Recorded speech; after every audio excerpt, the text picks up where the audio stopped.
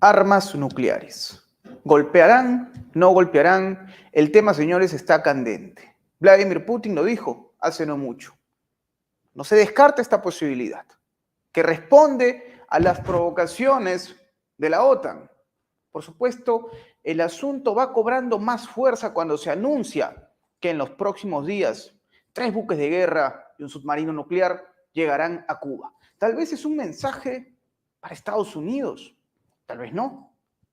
Esto, señores, se puso de candela. Vamos a hablar al respecto porque es un asunto que a todos nos interesa. También hablaremos seguramente del tema de los BRICS, que es fundamental. Para hablar al respecto, para poder conversar sobre estos asuntos, se encuentra con nosotros un invitado de lujo. Usted ya lo conoce. Se trata del señor Adrián Zelaya, presidente de CAI Group Center, con quien dialogaremos sobre este asunto tan impactante para el mundo. Adrián Zelaya, un amigo de la casa, un invitado frecuente de Prensa Alternativa, está con nosotros. Querido Adrián, un gusto poder conversar contigo en esta jornada. Hola Enzo, encantado de estar contigo y con Prensa Alternativa. Gracias por la invitación, por supuesto. Y espero que el resultado del vídeo pues sea del gusto vuestro y de los oyentes, por supuesto. Muchas gracias, Adrián, por estas palabras. Y obviamente el asunto nos tiene a todos con la boca abierta, ¿sí? Porque Vladimir Putin habló desde San Petersburgo, no rehuyó a las preguntas. Le dijeron, señor Vladimir Putin, ¿qué hay de cierto respecto a esto que tiene que ver con la posibilidad del uso de armas nucleares? Vladimir Putin ha sido muy, digamos, concreto. Básicamente dice, nosotros tenemos armas con un potencial, digamos, 3 veces mayor de aquellas bombas que se usaron en Hiroshima, por poner un ejemplo. Pero desde luego, Vladimir Putin habla desde el llamado a la sensatez, porque esto no debería escalar siempre y cuando la OTAN no dé el primer golpe. Adrián, ¿cómo ves este panorama tan convulso últimamente? ¿Qué te dejan estas declaraciones, lo que se ha venido cocinando en los últimos días? Bien, yo creo que tenemos que distinguir dos ámbitos de análisis, seguramente, ¿no? Un ámbito de análisis de las declaraciones que se han efectuado fundamentalmente, en este caso desde el ámbito de la Federación Rusa, por parte de distintos responsables, Vladimir Putin por un lado, pero también desde el Departamento de Exteriores y también desde los servicios de seguridad. Y, por otro lado, el ámbito de análisis de los hechos, de los movimientos que realmente se están produciendo, ¿no? Bueno, vamos a ver, desde el ámbito del análisis tenemos una serie de ideas o planteamientos sobre cuáles pueden ser las respuestas de Rusia frente a los movimientos que durante las últimas semanas y meses se están produciendo y también anunciando desde el ámbito de la OTAN en relación con el conflicto en Ucrania, ¿no? Bueno, también en realidad desde el punto de vista de la OTAN hay una diferencia muy clara entre los hechos y las declaraciones, porque en realidad estamos en una guerra de interpretación, en una guerra mediática, en la que cuando hacemos referencia a qué es lo que está sucediendo con la intervención de los países de la OTAN en Ucrania, tenemos una relación de hechos que se han venido sucediendo en parte ya desde el principio del conflicto, con distintas vías de implicación que hemos conocido que han existido por parte de los países de la OTAN, algunas de estas vías de implicación incluso ya desde antes del 2022, pero sabemos que desde el inicio del conflicto distintos países occidentales han estado presentes ayudando a Ucrania por distintas vías, ¿no? Y sabemos que esa presencia ha ido aumentando, sabemos que la colaboración bélica con Ucrania ha sido constante y no ha abarcado solo al desplazamiento de personas, el desplazamiento de tropas con distintas funciones, ha abarcado, digamos, la utilización de los satélites de la OTAN a efectos de geolocalizar objetivos, la utilización de dispositivos de la OTAN a efectos del lanzamiento de misiles. Luego nos enteramos ya se confirmó por parte del propio Scholz que ese lanzamiento de misiles lo realizaban incluso tropas de la OTAN en Ucrania. Por lo menos lo dijo, según dijo él, en el caso del Reino Unido y de Francia, esto era así, y además afirmó que Alemania no podía hacer eso, que ya estaban haciendo Francia y Gran Bretaña, con lo cual todos estos conceptos que se han venido barajando durante los últimos meses en el sentido de que va a haber o no va a haber una participación de las tropas de distintos países de la OTAN es, digamos, bueno, una dialéctica que lleva una velocidad distinta de la realidad de los hechos y que sabemos que esas tropas están allí. La diferencia iba a ser desde el punto de vista evidentemente formal. Si realmente se lleva a la práctica lo que está amenazando países como Francia, nos encontraríamos con tropas regulares que estarían en Ucrania, vamos a decir, enseñando la bandera francesa. Y esto tendría repercusiones, independientemente del incremento de ese apoyo que ya en buena parte existe, tendría repercusiones sobre todo de imagen, de repercusiones en buena parte cara al interior de Rusia. Es decir, el gobierno ruso, que es perfectamente consciente de cuál ha sido la realidad de la implicación de los países de la OTAN hasta el momento, se iban a sentir mediáticamente mucho más presionado para responder, ¿no? Casi obligado a responder ante una realidad que no se puede ocultar y que hace imposible mirar hacia otro lado. Hasta ahora, muy probablemente, el gobierno de Rusia, sabiendo que están ganando la guerra, ha intentado evitar caer en provocaciones, ha intentado evitar despistarse del curso fundamental de la guerra, pero quizás si esta intervención, si este apoyo a Ucrania se hace tan expreso como se está amenazando, pues Rusia no tendría más remedio que responder. Y esto sería probablemente digamos, el efecto fundamental de esta escalada, ¿no? Desde el punto de vista de toda esta oleada de declaraciones, de amenazas por parte de países de la OTAN y desde el punto de vista de la respuesta de Rusia, bueno, en los últimos días sí se han dicho cosas importantes, ¿no? Porque se ha dicho que Rusia, como medida de respuesta, va a empezar a armar a gobiernos que están directamente enfrentados con los países que adopten este tipo de medidas de intervención en Ucrania. Y, bueno, ¿qué países nos han venido a la mente en este caso? Bueno, pues, por ejemplo, Yemen, evidentemente, ¿no? Países como, pues, Irak o Líbano, por ejemplo, ¿no? Que ya están enfrentados directamente o con Israel o con las tropas americanas en Irak o en Siria, o con la flota norteamericana o británica en el caso de Yemen, ¿no? Claro, si cualquiera de estos países empieza a disponer, gracias a Rusia, de armamento más moderno, de misiles más precisos, incluso de misiles hipersónicos, pues evidentemente su capacidad de hacer daño y de atacar a las fuerzas de la OTAN puede ser muy superior. Entonces, nos han señalado claramente un camino a través del cual Rusia puede responder sin incurrir necesariamente en una escalada de tipo nuclear.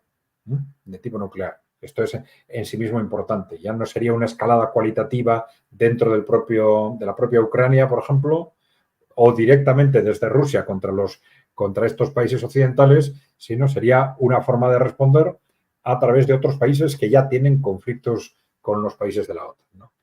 Y, por otro lado, se ha anunciado que Rusia iba a retomar su colaboración con países de Latinoamérica, más o menos cercanos a Estados Unidos, y con la idea de que a través de esta colaboración militar, pues crear un contexto de presión militar también sobre Washington, pues una presión, digamos, de tipo complementario o que haga por lo menos a Estados Unidos pensárselo dos veces antes de escalar su intervención en Ucrania. Claro, se produjeron estas declaraciones y creo que fue exactamente al día siguiente cuando se anunció, como tú has dicho, que va a haber un desplazamiento ya la semana que viene,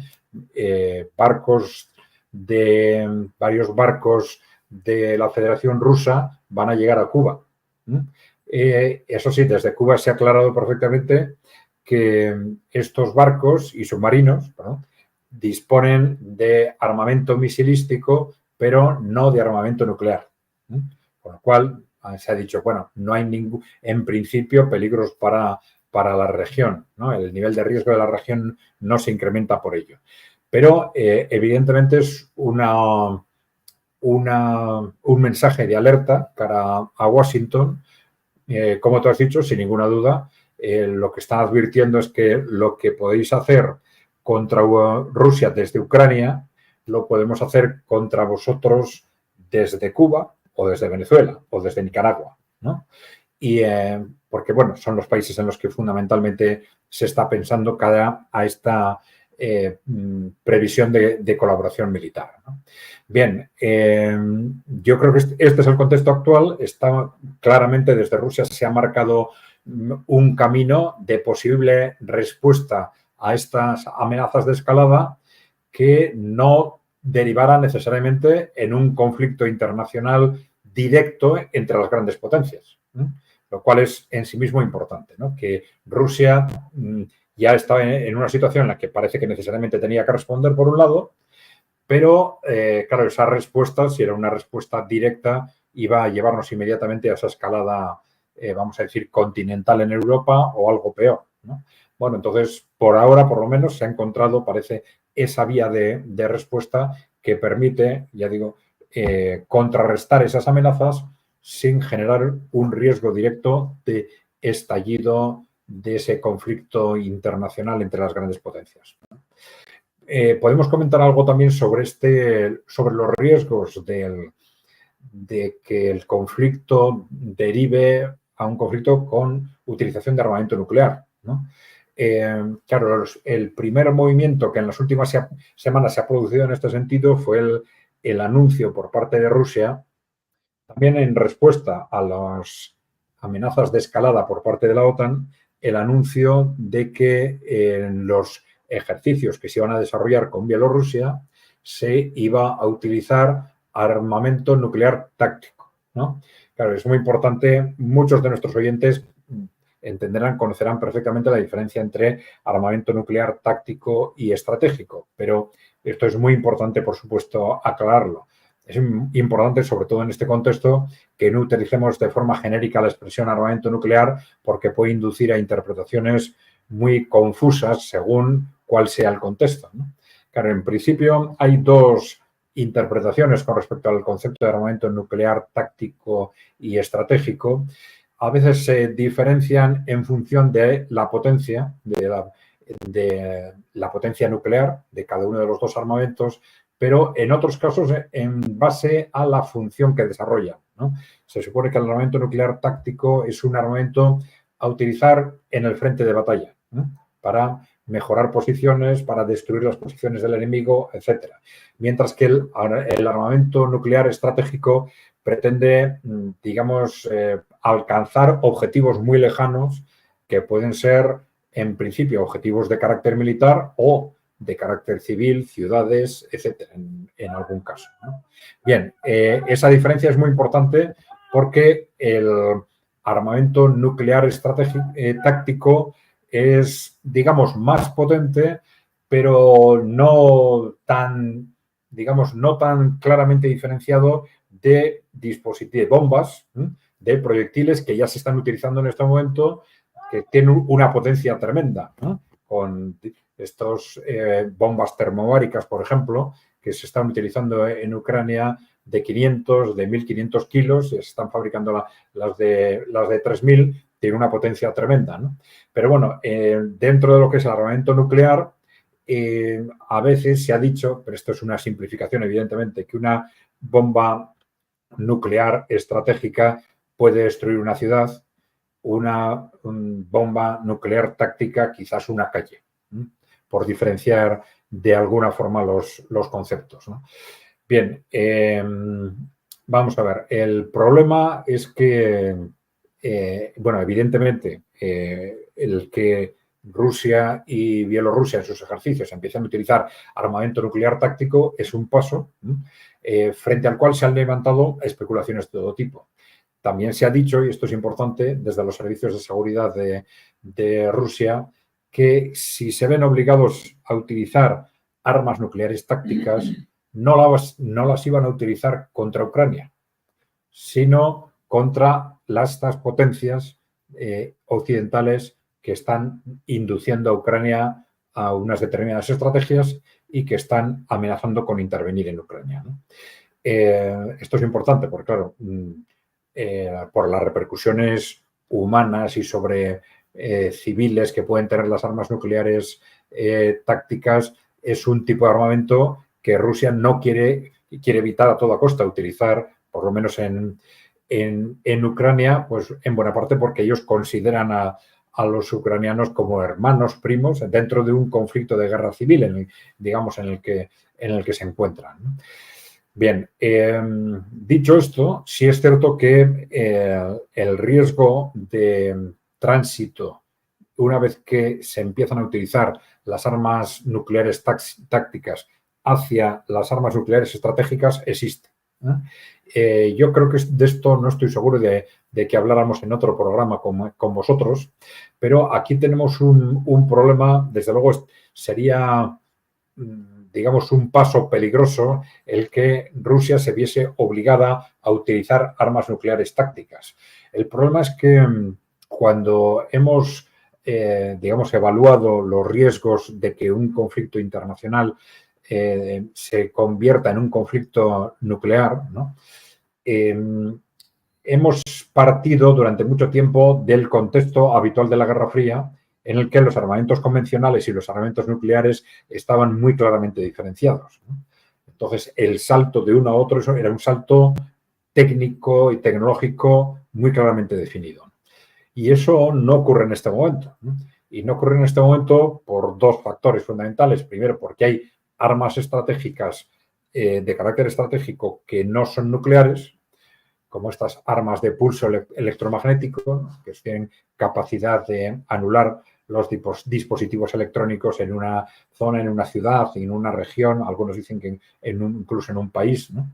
Que tienen efectos devastadores de carácter económico, pero no generan destrucción humana, de pérdida de vidas directa, ¿no? Indirecta sí, evidentemente, ¿no?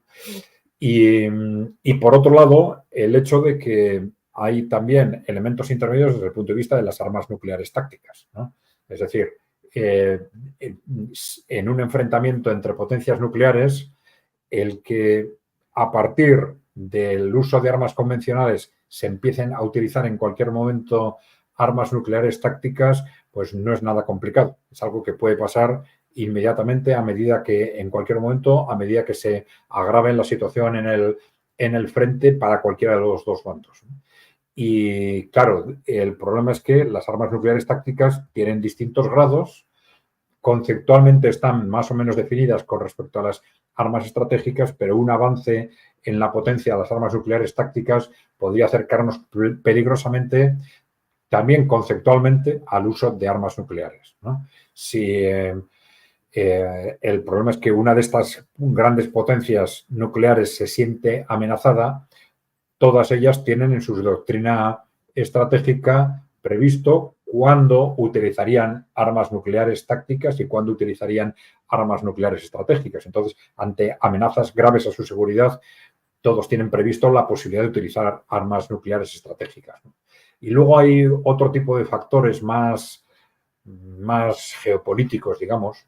Yo creo que en este momento, quizás cuando se compara la situación con la Guerra Fría, podemos tener una situación de alguna forma más peligrosa en ese sentido, porque en aquel momento, y estoy pensando, por ejemplo, en el año 62, cuando la crisis de los misiles, etcétera, teníamos a dos potencias en lucha en la Guerra Fría, la Unión Soviética y Estados Unidos, pero eran dos potencias muy sólidas. Es decir, que presentaban una situación interna, económica, social, política muy consolidada. Y entonces, estaban enfrentados en distintos ámbitos a lo largo del mundo, ¿no? Y en distintos territorios, pero el hecho de que en un territorio o en otro uno de ellos ganara y el otro perdiera no tenía una importancia tan trascendental. Sin embargo, en este momento tenemos un problema con la élite corporativa occidental, esa élite corporativa que de hecho controla Europa y Estados Unidos, que está en una auténtica situación de pánico histórico, ¿no? Porque ellos piensan, primero, que perder la guerra en Ucrania es de alguna forma, pues ya definitivamente dar por perdido ese mundo unipolar que les permitía a ellos controlar el mundo y que esto ya claramente nos lleva a ese mundo multipolar por el que venían apostando los países emergentes y los BRICS, si quieres.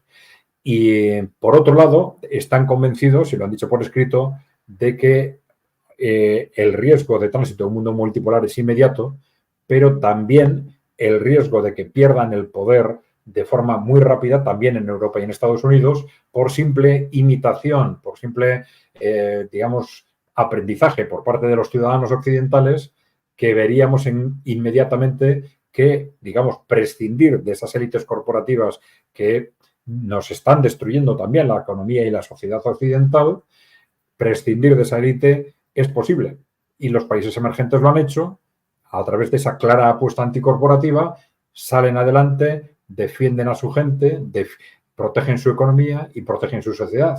Entonces, esa influencia político-ideológica de Rusia, que ya es muy importante en muchos círculos en Occidente, se iba a disparar, de Rusia y de los países emergentes en general. Entonces, ellos están convencidos de que perder la guerra en Ucrania, de que una victoria clara de Rusia es un salto adelante, no solo, ya digo, hacia un mundo multipolar, no solo para perder el control del mundo, sino también para perder el control de Occidente y que, por lo tanto, ellos pierdan no solo su riqueza, su poder, que puedan ir a la cárcel, como han ido sus representantes en Rusia, por ejemplo, y bueno, me quedo ahí, ¿no? Pero también podrían incluso tener riesgos físicos mayores, ¿no?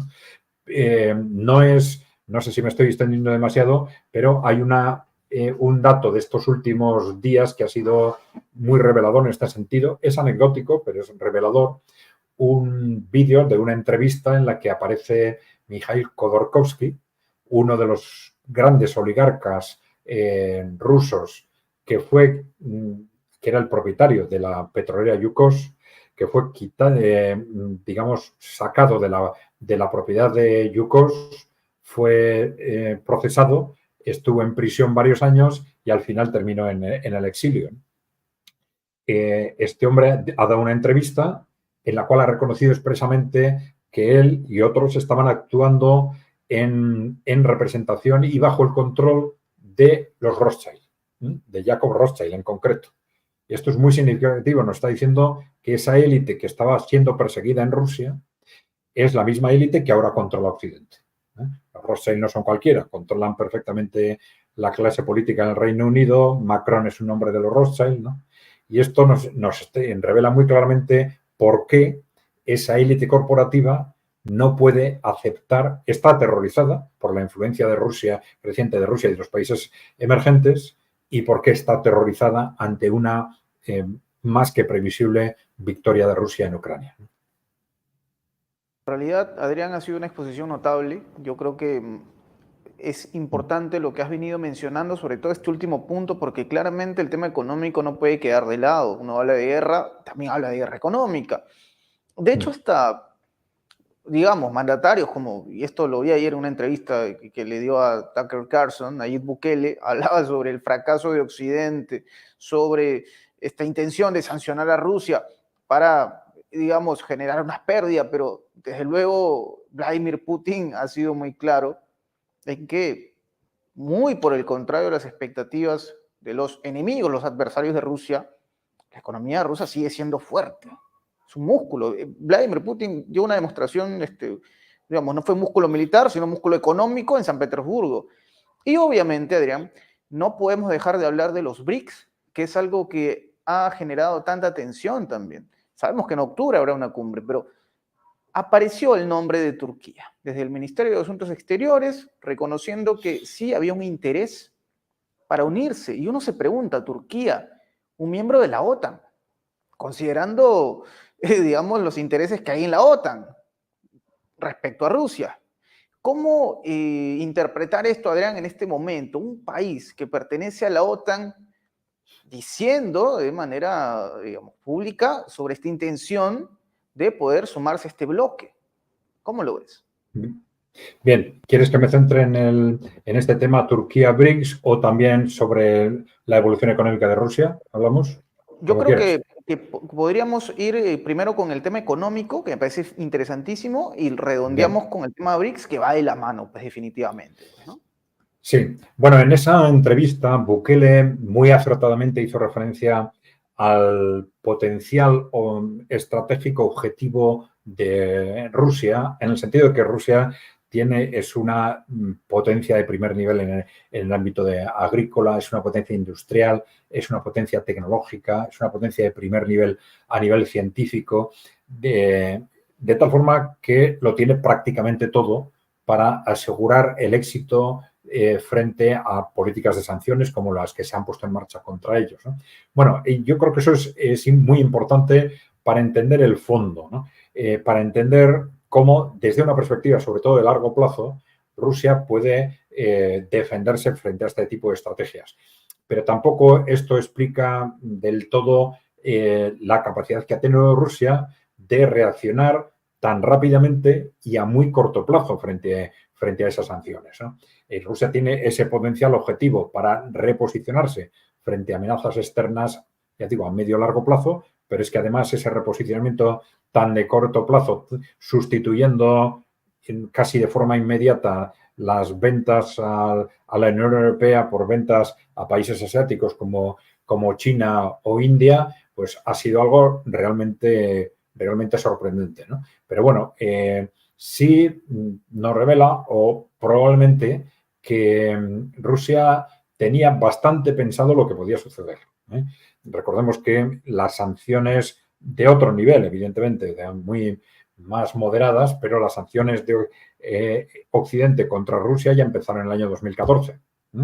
Entonces, ya, eso sí, empezaron a afectar ya a la economía rusa. Eso facilitó, por un lado, que la economía rusa empezara a adaptarse de forma progresiva a ese régimen de sanciones y probablemente también que ante un posible nuevo conflicto los dirigentes rusos pensaban en distintos escenarios sobre qué tipo de medidas podría tomar Occidente contra ellos, ¿no?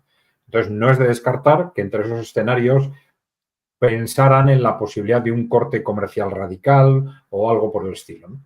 Y hay que tener en cuenta también cómo muchos analistas occidentales están examinando la relación entre Rusia y China como si fuera algo casi accidental, ¿no? Algo sorpresivo, ¿no? Cuando es algo muy atado en el tiempo, probablemente, fundamentalmente desde el año 2012, ¿no? El momento en el que Xi Jinping llega al poder y pone en marcha estrategias en alguna forma anticorporativas comparables con las de Vladimir Putin en Rusia. Esto les crea una gran sintonía en cuanto a sus políticas internas y también externas frente a Occidente o frente a esas élites corporativas occidentales, y luego también una conciencia mutua de que desde el punto de vista geopolítico tienen un enemigo común y que si cuando Occidente va contra China, Rusia cede, acepta mirar para otro lado, pues ellos van a ser los siguientes.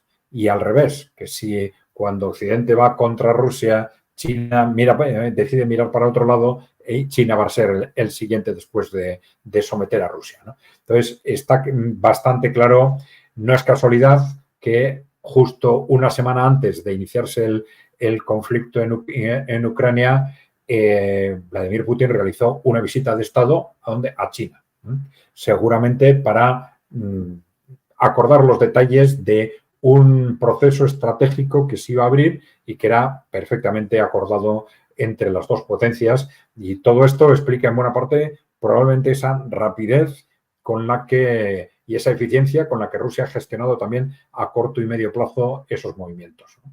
Bueno, hay otros factores, ¿no? Evidentemente, como por ejemplo, el que comparar Rusia con las economías occidentales, Rusia es una economía que apenas está endeudada, ¿no?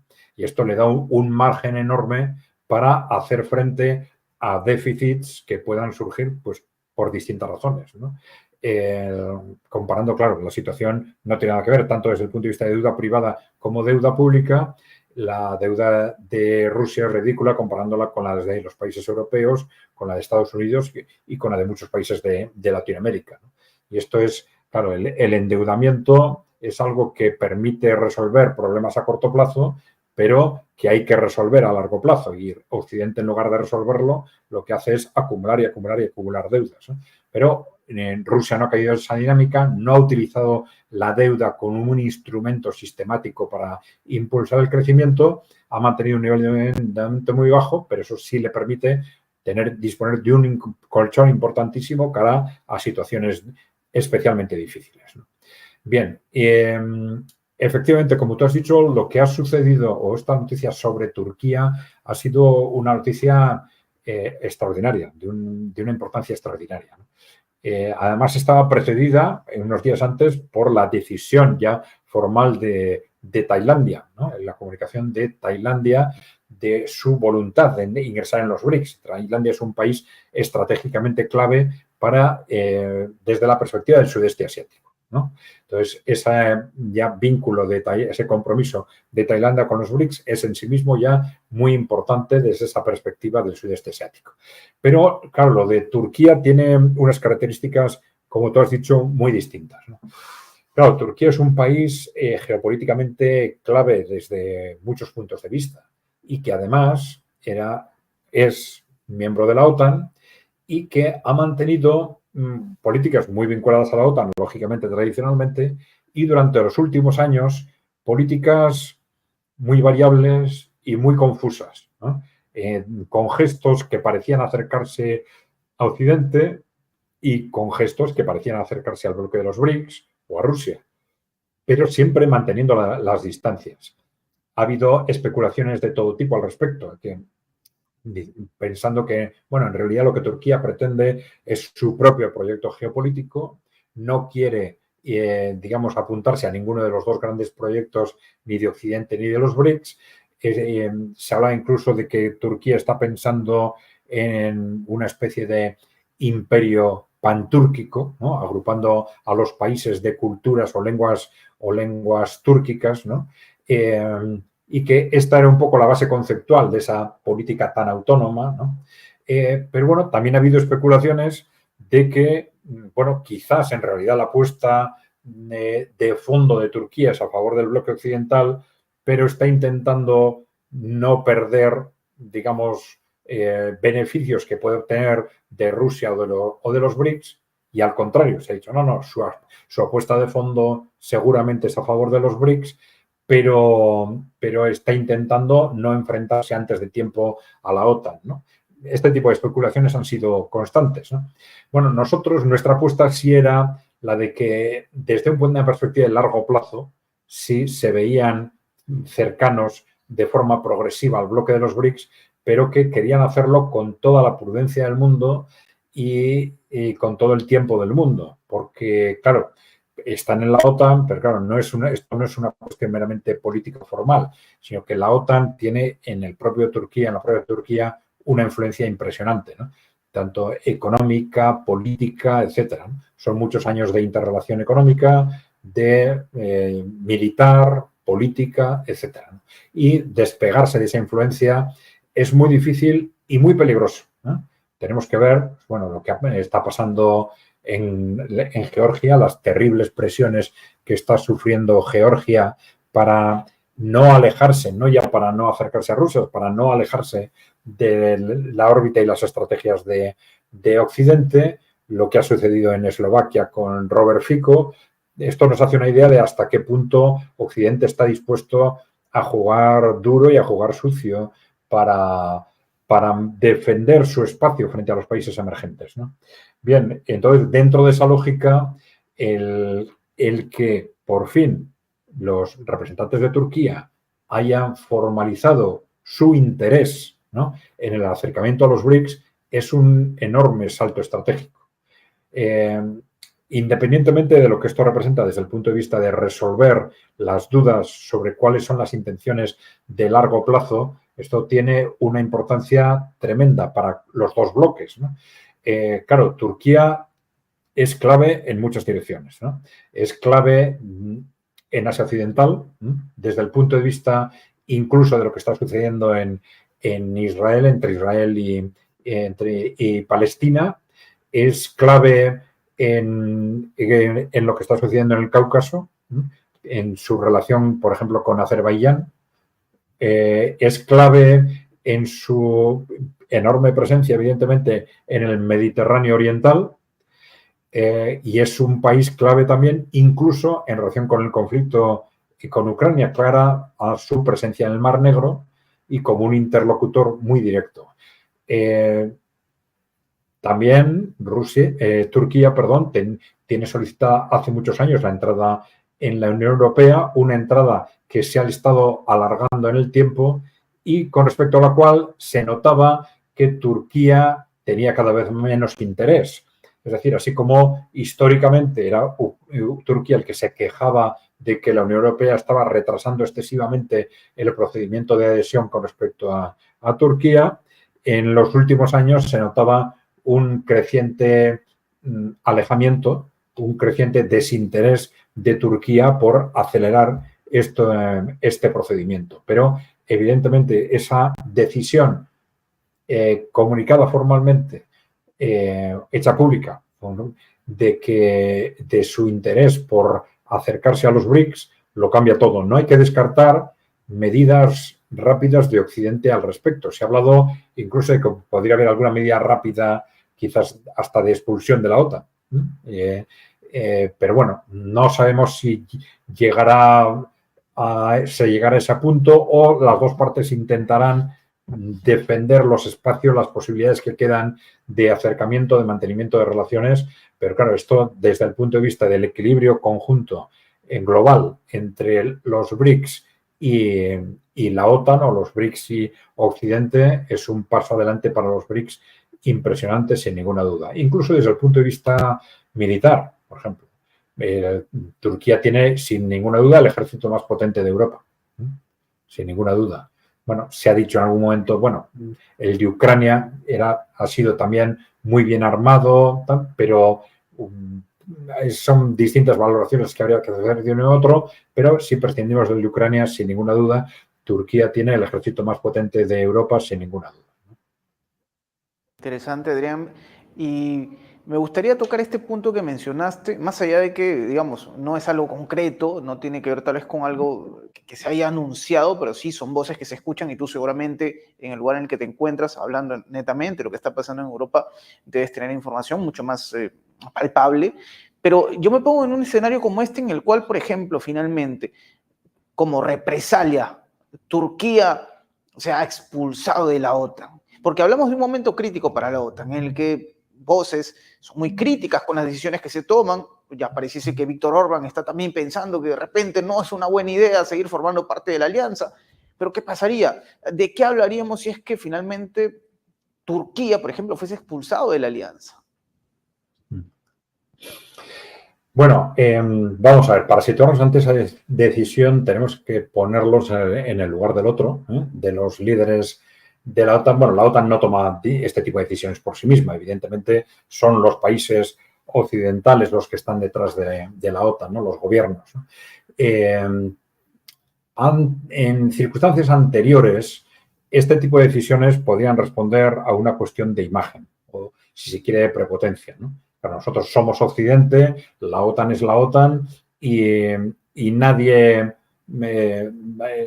digamos, nadie juega con nosotros, por decirlo de alguna forma, ¿no? Y tenemos que dejar claro que nadie juega con nosotros y si empiezas a hacer tonterías de acercarte a los BRICS, fuera, te expulso y punto, ¿no? Pero claro, la situación actual no es esa, ¿eh? Por mucha prepotencia que se manifieste a veces en las declaraciones de los miembros de la OTAN, yo creo que los países de la OTAN, los círculos de poder de Occidente, tendrían que jugar todas las cartas antes de tomar unas medidas de ese tipo. Tendría que pensar si existe alguna posibilidad de evitar que Turquía dé ese paso. Y esas posibilidades puede ser simplemente, eso no se va a producir simplemente porque le amenace, porque toma una decisión de expulsarla de la OTAN. Tendrían que tenerse en cuenta los juegos internos. Una oposición en Turquía que, bueno, ha salido reforzada en las elecciones municipales y que está muy vinculada a Occidente, y quizás algún tipo de juego interno, o bien por vía revolución de colores, o bien por vía violenta, a través de sectores del ejército que tradicionalmente han sido hostiles al gobierno del partido actual, que quizás puedan realizar algún movimiento que frene ese desplazamiento de Turquía hacia los BRICS, y en ese contexto quizás que esa expulsión de la OTAN pudiera ser un detonante. Es decir, un detonante en el que en un determinado momento, dentro de un paquete de acciones que sean pues, por vía violenta o por vía revolución naranja, etcétera, revolución de colores, pues que tengo una estrategia para cambiar el gobierno o para forzar al gobierno a cambiar su orientación, y en ese contexto sí podría tener sentido un paso de expulsión de la OTAN, pero siempre dentro de un paquete de acciones. Limitarse a una decisión de expulsión de la OTAN no parece que tendría mucho sentido. Sería un mero gesto de prepotencia que por sí mismo no conseguiría el efecto deseado ni probablemente sería buena para Occidente. A no ser que, evidentemente, estén pensando ya o tengan información de que Turquía va a solicitar la salida de la OTAN y por cuestiones de imagen se adelanten y un mes anterior pues abran un expediente para expulsar.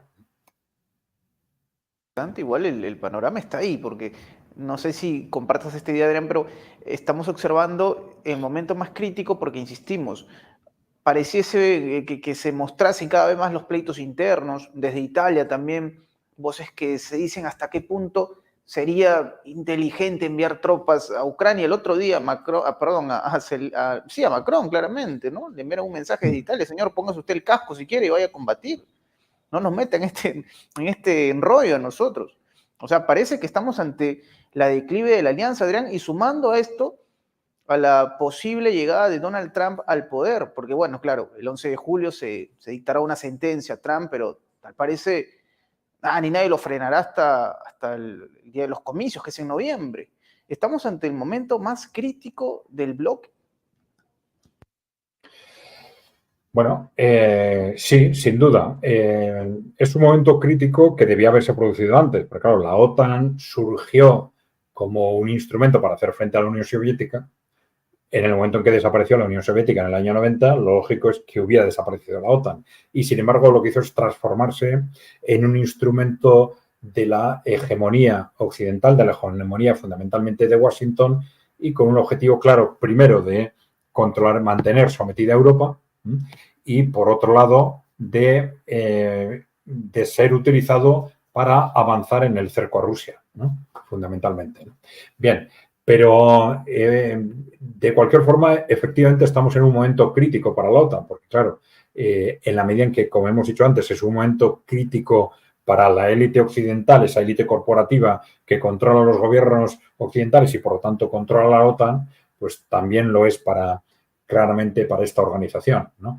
Pero claro, lo más importante a la hora de la toma de decisiones es lo otro, es el fondo, son las razones de ese pánico, ¿no? Y el hacer frente a ese pánico. Y eso es lo que a estas élites les va a importar. No tanto el que de la OTAN pueda o no desgajarse algún país concreto.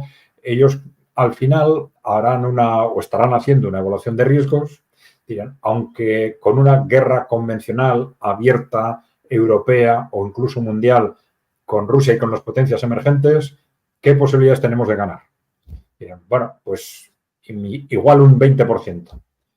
Bueno, pues así todo nos merece la pena, porque si no entramos en esa guerra, pues nos van a quitar el poder del mundo y después el poder también en Occidente. Dicen, bueno, tenemos posibilidades relativas de ganar, pero es que no sabemos no tenemos otra opción, no sabemos qué hacer si no, pues vamos a la guerra. Podría ser un planteamiento. E incluso un planteamiento similar cara podrían hacerse cara a un hipotético conflicto nuclear, ¿no? Pero en lo que es estrictamente la estructura militar de la OTAN, claro, esto va a depender el que puedan o no producirse separaciones o que pueda haber países que se desvinculen de las estrategias de la OTAN, depende mucho de hasta qué punto llegue el conflicto, ¿no? Porque, claro, también estos países, por ejemplo en Italia, ¿no?, hemos visto también se habían realizado movimientos muy importantes de acercamiento a los países emergentes en el ámbito comercial, de acercamiento a China en el ámbito de la colaboración cara a la nueva ruta de la seda, la franja y la ruta, ¿no? Y, sin embargo, Italia, a través como consecuencia de las presiones que ha recibido al respecto, ha ido dando marcha atrás y ha roto esos acuerdos con China, ¿no? Si el conflicto va más, tenemos que tener en cuenta con qué países cuenta la OTAN con seguridad. Estaríamos hablando probablemente de Estados Unidos, de Gran Bretaña y de Francia, Polonia, los países bálticos, pero bueno, los países fundamentales serían estos: Estados Unidos, Francia, Inglaterra, Polonia. Alemania tiene sus discusiones, no está de acuerdo con determinados planteamientos, pero la tradición de Alemania es al final dejarse arrastrar por estas políticas. Si esto va más, si se produce un enfrentamiento directo, veo muy difícil, a pesar de que puedan tener un conflicto interno tremendo, veo muy difícil que el gobierno alemán sea capaz de separarse de esas políticas. Y los países más pequeños, países más pequeños, los países del sur, pues en principio no, pero hay que contar con la posibilidad de que también fueran presionados hasta el final, teniendo en cuenta de qué estamos hablando, ¿no? No estamos hablando de una situación cualquiera, estamos hablando de una situación que para esa élite que controla Occidente y que ha venido controlando también esos países, pues estamos ante una situación de vida o muerte, en la que van a jugar, si optan por ir en esa dirección, van a jugar absolutamente todas las bazas para que los países que ellos entienden que es importante desde un punto de vista militar que se apunten al conflicto para que lo hagan, ¿no? Otra cuestión son países que claramente, digamos, como país, están desmarcados de una forma rotunda de esas estrategias, que serían fundamentalmente Hungría y Eslovaquia, ¿no? Y que ahí seguramente ya tendríamos que pensar en posibilidades militares de desmarque. Es decir, que en el momento en que estalle el conflicto, está claro que ellos políticamente van a tener una voluntad de no entrar, y otra cosa es que militarmente pues les puedan obligar o puedan invadir esos países, o ya tenemos que pensar en concreto en el contexto militar o en qué medida podrían apelar a un soporte de los países emergentes o de Rusia para evitar que eso sucediera. Pero ya desde una perspectiva de que el equilibrio de las fuerzas militares de las dos partes jugara de una u otra forma con respecto a esos dos países, ¿no? Okay. Es muy, muy importante lo que mencionas, Adrián. No dejo de pensar yo en la situación que le tocó vivir a Robert Fico, ¿no? Me pregunto qué pasará con Víctor Orbán. O sea, no estamos especulando, pero vamos, es evidente lo que está ocurriendo en los últimos meses, las últimas semanas. Aquellos líderes que se oponen, que muestran el ceño fruncido ante estas políticas guerreristas, bueno, no sabemos lo que les espera, pero desde luego nada bueno. Adrián, ha sido una conversación muy interesante. A mí me encantaría que por favor nos dejes una reflexión para nuestro público que te escucha atentamente de Prensa Alternativa, luego de esta exposición tan notable que has hecho de estos acontecimientos que se viven hoy en día en Europa y en el mundo, hay que decirlo así también. Bueno, vamos a ver, una reflexión puede estar relacionada con la conversación, con lo que tú estabas comentando justo en este momento, ¿no? Lo que ha sucedido en Eslovaquia, lo que podría suceder en otros casos. Yo creo que todo esto es un síntoma de esa situación de pánico y de desesperación de esa élite corporativa occidental. En esa situación de pánico, ellos pueden estar dispuestos a tomar medidas mucho más allá de lo que se suelen tomar o de que se podrían tomar en circunstancias ordinarias, y por eso tenemos que estar preparados para todo, para cualquier cosa. Y eso afecta a Europa y afecta también a a Estados Unidos, ¿no? Creo, yo suelo utilizar mucho esa expresión de que de forma un tanto cínica se suele decir que la democracia funciona cuando no hay nada importante en juego, pero cuando hay algo realmente importante en juego tenemos una tendencia, todo el mundo, las distintas facciones tienen una tendencia a romper la baraja, como se suele decir. Claro, en Estados Unidos tiene una referencia muy clara sobre este tema. Es que en un momento, si vamos en la historia hacia atrás, cuando se produjo ese conflicto civilizatorio en Estados Unidos, nos encontramos claramente con su guerra civil a mitad del siglo XIX. ¿Qué pasó en aquel momento? Bueno, el resultado de las urnas fue uno determinado, eso hacía que la política avanzara en una determinada dirección y la parte que no aceptaba esa evolución, que hizo, pues se rebeló y se terminó en guerra civil. Es decir, estamos ante un contexto de cambio civilizatorio en el que puede pasar todo. No es casualidad lo que está sucediendo en Estados Unidos con estos ataques judiciales contra Trump, también en otro sentido contra Biden, porque algo que en sí mismo tiene su lógica, evidentemente, de la lógica del que el que la ha hecho la pague, pero claro, cuando atacamos judicialmente a un candidato no le estamos atacando solo a él, sino también a los millones de personas que tienen la expectativa de votarle, ¿no? Entonces, estamos en un contexto en el que todo puede pasar en Estados Unidos desde el punto de vista del candidato, desde el punto de vista de cómo transcurran las elecciones, desde el punto de vista de cómo se gestione el posible conflicto bélico internacional antes o después de las elecciones, o que quizás se intente poner en marcha el conflicto bélico para hacer imposible que un Donald Trump, independientemente de lo que piense en base a ese criterio de America First, pueda intentar desmarcarse y que está en un contexto ya en marcha del que le sea quizás imposible desmarcarse. Y también en Europa lo estamos viendo con distintas medidas que se están adoptando o de censura, de amenazas directas o indirectas.